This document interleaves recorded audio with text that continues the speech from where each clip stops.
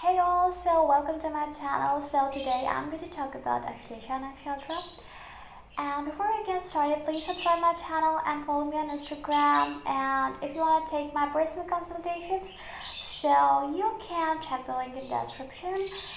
And this video is for the people who want to know where their ascendant nakshatra and moon, what is their ascendant or moon nakshatra, and for the people who want to learn astrology and know more about them. So please stay tuned because I'm going to share a lot of new details. And let's start our video. So this nakshatra falls in the sign of Cancer. It is a water sign and it's ruled by a moon, this Cancer sign. And this nakshatra is ruled by Mercury and its deity is Naga, okay, Nags. The ruler or the controller of the underworld, the Patalok, okay. And the animal symbol of this nakshatra is a male cat. This nakshatra is a demonic and a dreadful nakshatra which cleanses you from everything before transferring you to another life, okay. This ruled by Mercury.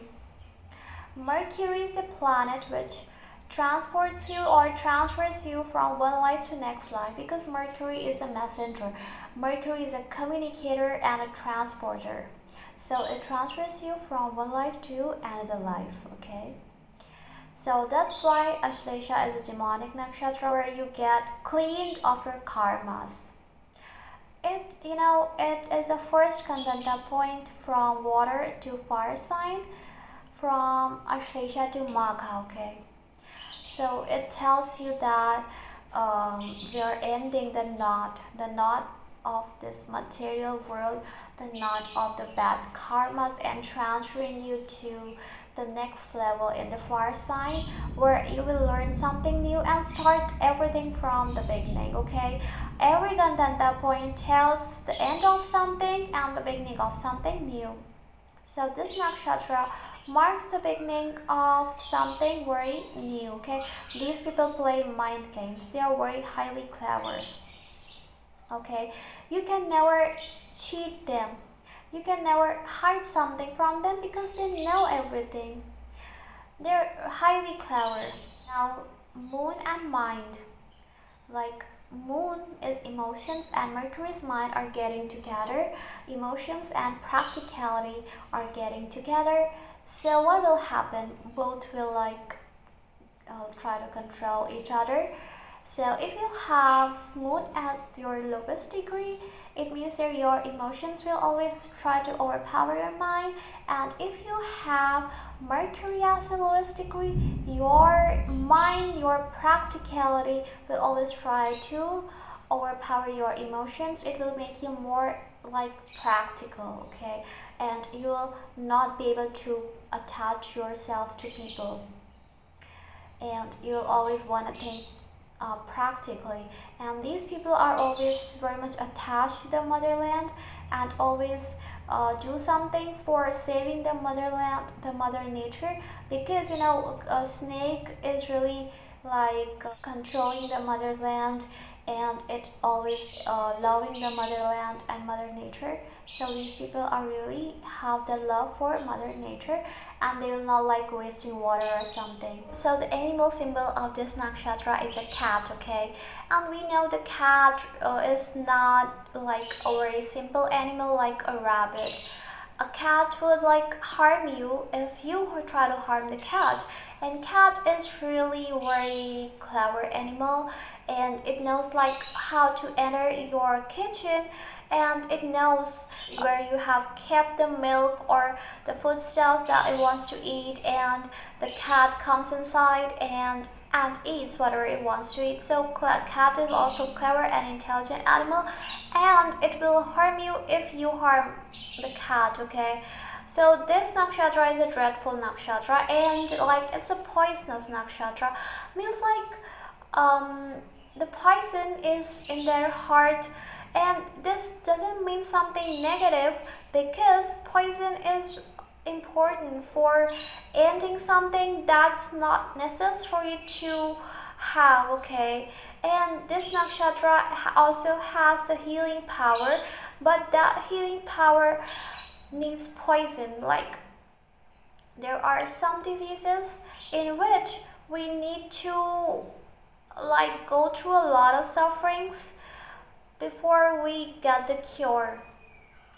So it's like a medicine that's taste is not good, but still we have to take it. So Ashlesha Nakshatra really has a very high healing power if you understand its depth. And these people will never do something like very in a simple manner. They're, snakes move zigzag.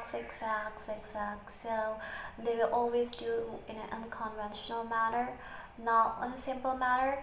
Like if you're walking and you know the right way, the simple way, the direct way to go towards something, but they will not do that. They will find a way that's not very direct and which is very unconventional and is not chosen by a lot of people. So they will always choose something which is not chosen by a lot of people, which is like leftover things. So their mind always goes towards that thing. And if Venus is in this nakshatra, they will always attract like partners or opposite sex people who are unconventional, and the people who do not attract a lot of people. Okay, someone who is really like not loved by all, or someone who is very different from others, different in any manner. So they will always attract these kind of people, and it's a hard time for them to express their feelings because they are not able to express their feelings. So their partners take a lot of time to understand what they actually mean to say. And I also seen this thing. So they always hide their emotions in their heart, and they show that they are so much cold and they are so much like emotionless, so much heartless. They may show because they don't want to show their emotions to people. Okay, one mythological story that associated with it is of Krishna and Lord Krishna and Kalinga. So this is a story, mythological story of Lord Krishna and Kalinga. Okay, Kalinga was a multi-headed serpent which was creating havoc and chaos in Vrindavan, and then Lord Krishna got control over him, and he controlled him, he stopped him and defeated him. So this means that Ashlesha Nakshatra people once in their lifetime get someone who tries to control them, or who shows them the right path, or who tries to break their ego, whatever they were carrying, and that transforms their life to something very different. Okay, and the snake, it always like sheds its skin once in a lifetime, and this means that they will have to go through a lot of a transformational phase in their life. And when the snake sheds its skin, it goes in hibernation because it gets the cloudy eyesight, and that's why these people will also have kind of eyesight problem. They may have to use specs or weak eyesight problems, so they need to be careful with their eyesight. Okay, and these people also have very high sexual ability, or we can say sexual desire. If Venus or Mars are getting associated with it, they will have a very high sexual power, but that doesn't mean that they will cheat you.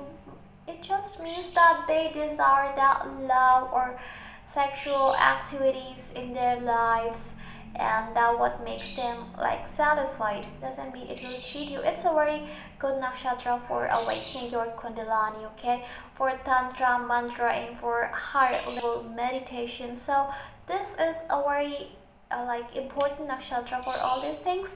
And it's facing downwards, this nakshatra.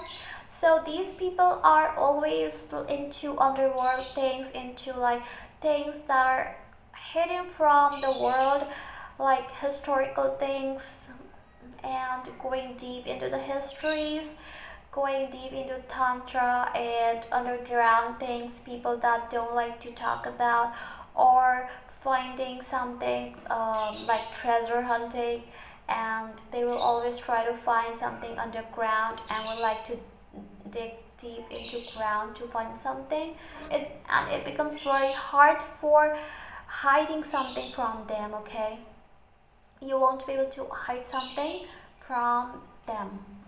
And if you talk about love partners, if you have Venus in this nakshatra, so you will not express your feelings to a partner because you are always hiding your emotions, and you will want your partner to come to you to express his or her emotions, and this may create a problem. So you may need a partner who may adjust with you in this situation.